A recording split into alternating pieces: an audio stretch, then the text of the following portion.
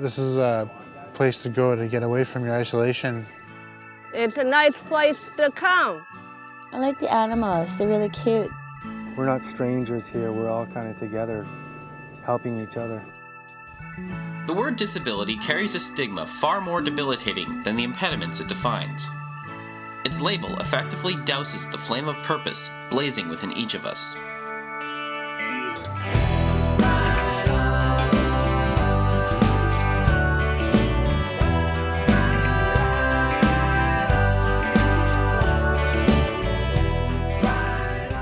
What do we say whenever we introduce ourselves? What's the first question somebody asks us? What is it that you do?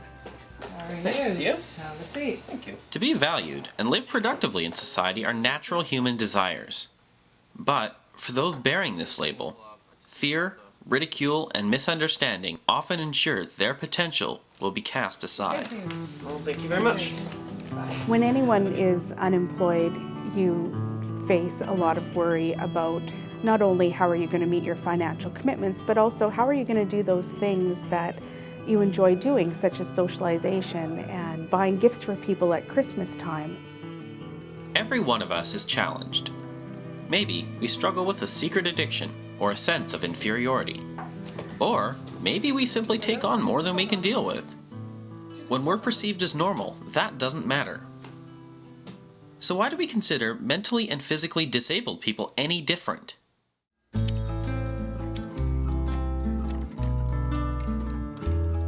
Some of the clients that I work with, it's difficult for them to get that job interview, to compete against other people in the job market. Often volunteering is the most a challenged individual is allowed to do. We work during the day or we work evenings, we have our regular job, and if we have time and we have the passion and desire, we do volunteer work. And I know that a lot of my clients have a lot of experience volunteering, and their main focus right now is to find real work for real pay. Disability comes in many forms. Arguably the most stigmatic is a challenge of the mind. But we all have gifts. Given a chance to develop our strengths, and given the support and encouragement of people who believe in our abilities, anyone can gain the tools to prosper. Everyone has something to contribute to society. And when a challenged individual is treated with respect, acceptance, and understanding, their self-confidence and ability greatly increase. This is the philosophy of the farm at Cedar Woods, and the basis for their vision. We work with people that are developmentally challenged, mentally ill, or people with brain injury, and we teach them vocational training skills that lead to employment. There's lots of help everywhere else, overseas in the various places, which is important also, but we tend to forget about that we have a lot of problems in our own backyard with people who are just unable to help themselves, and that's the people we're trying to help on the farm here. So we've created a really inviting environment for the community to get involved with the farm. We encourage people to get involved by volunteering in a way that they become farm friends in all our programs. They'll come visit the farm and work in our market garden or in the herb garden alongside many of our students, sharing their enthusiasm and knowledge of gardening. Well, Johnny told me about this place who was helping people with barriers, and I have a barrier myself. I had a stroke when I was 16. My left side was paralyzed, and I was in a wheelchair for just about a year. And memory is a part of the challenge with brain injury, short-term memory loss. I hadn't resigned myself to just being a person, who wasn't going to do stuff. But through going to college and university, I learned that I had bigger goals or greater things that I wanted to do with my life, and so that kind of led me to here to work with people and help them if I could. The farm at Cedar Woods will teach its participants a wide variety of skills through the adaptable, hands-on programs it offers. The farm worker training program involves the students learning how to start plants at a greenhouse from seeds. The students maintain the plants over the season. They learn how to weed the beds, they learn how to water the plants and how to manage pest and disease. All of the students excel at certain areas, and I try to build those strengths up for them. My favorite thing to do is seeding. The more I do it, the easier it gets. One of the students has a lot of manual dexterity, so he's very efficient at seeding, way more efficient than me or anybody I've ever seen. So he's the guy that's there seeding the blocks, and he enjoys doing that. And I try to set him up in that capacity as much as possible. Cody the cook. Cody the cook. We're learning how to cook.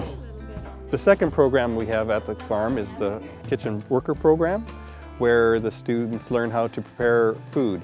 And they're also involved in our lunch program and preparing meals at the farm.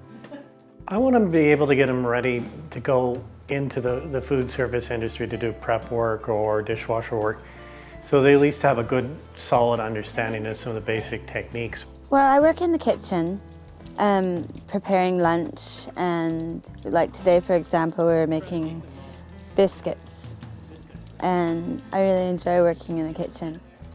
We'd start off with good safety skills, and then one of the basic things you know is how to use different knives safely and effectively. Then we'll go into how to make soups and stocks, which are a real common thing for a lot of prep chefs to make. Then into vegetables and meats and fishes.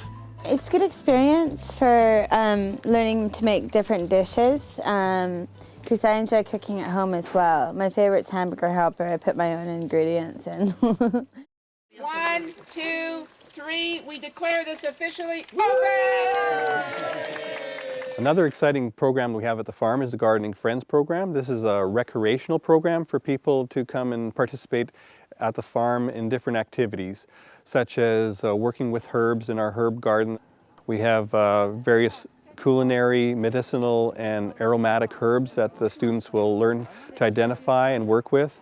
They will make sachets and make teas and oils and butters in the kitchen. Also, it's a recreational program in the way that we encourage them to get involved with art and music. So we'll have sing-alongs and maybe play a little guitar and share music, and do some painting, watercolors in the garden here of different flowers and plants we have at the farm.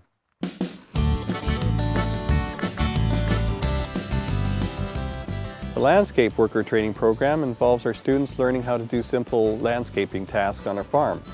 They'll learn how to cut grass and how to use a brush cutter, how to trim and prune trees, how to work in a herb garden, and how to propagate plants in a greenhouse and grow cut flowers for sale at our farm gate market. The difference in our programs that we offer here and other programs that are offered in more therapeutic gardening environments is that through the vocational skills that they're learning that lead to employment, the students are learning actually how to do things, how to work with their hands, how to function in society. The biggest benefit the students get from being at the farm is that they gain a sense of independence. Typically, society shelters them and they don't get the opportunity to work on their own. It's fun. Give the sheep hay and oats. Check if there's any eggs in the chicken coop. The thing about people with mental illness is they tend to isolate themselves. So this is a place to go to get away from your isolation. You can come here and work with people and be in a supportive environment where you're encouraged to do your best, you know. All along in my recovery, I've met challenges or sought out challenges for myself personally that my parents were afraid of. They were worried about me wearing myself out or not being able to handle it. But as I've done these things, I've increased my strength and I've learned a lot as well. I've learned how to improvise on how I can do certain things.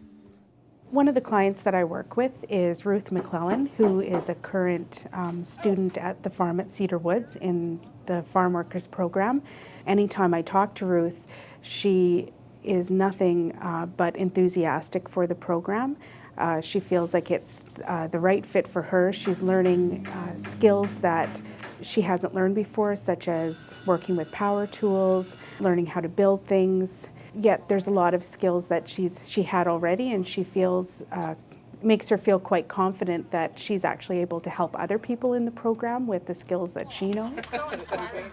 I learned how to look after the animals, about how to keep them healthy.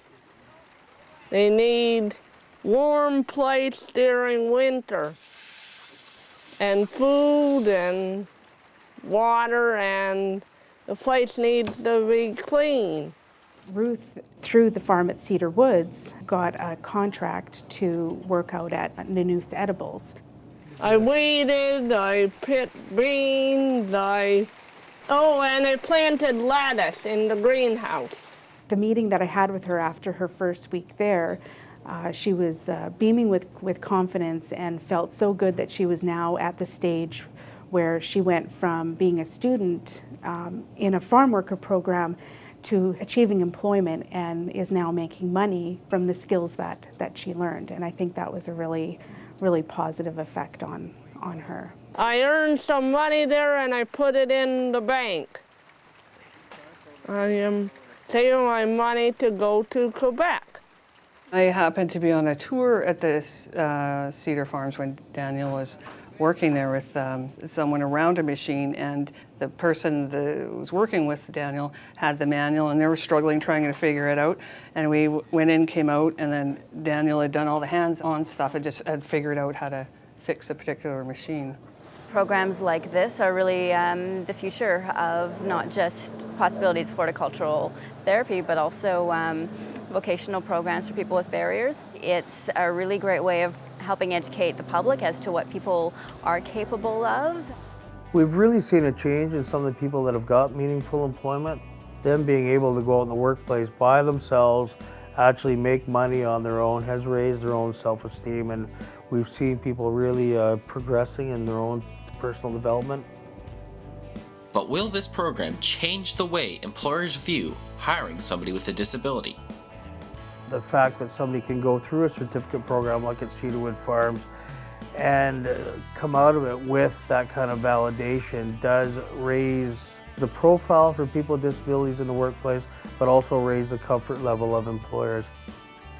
A lot of employers want a reliable, dependable employee.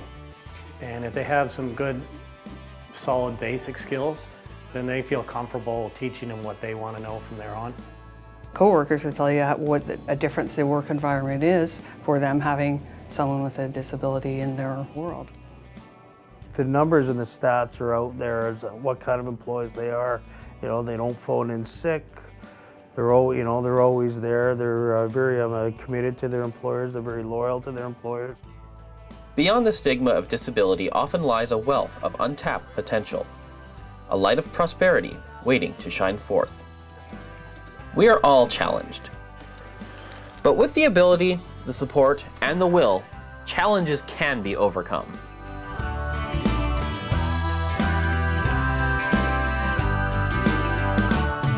Hi Milan, this is the Thirsty Camel, and no humans were ignored in the production of this film.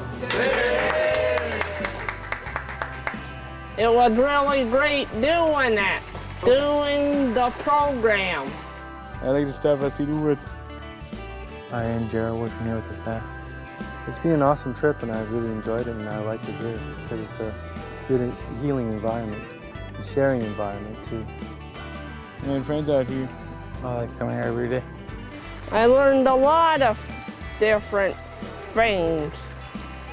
I want to do my own garden. If you could say anything to anybody who is thinking of attending this farm and doing what you're doing, what would you say to them? I would say, why don't you come out and try it? Awesome.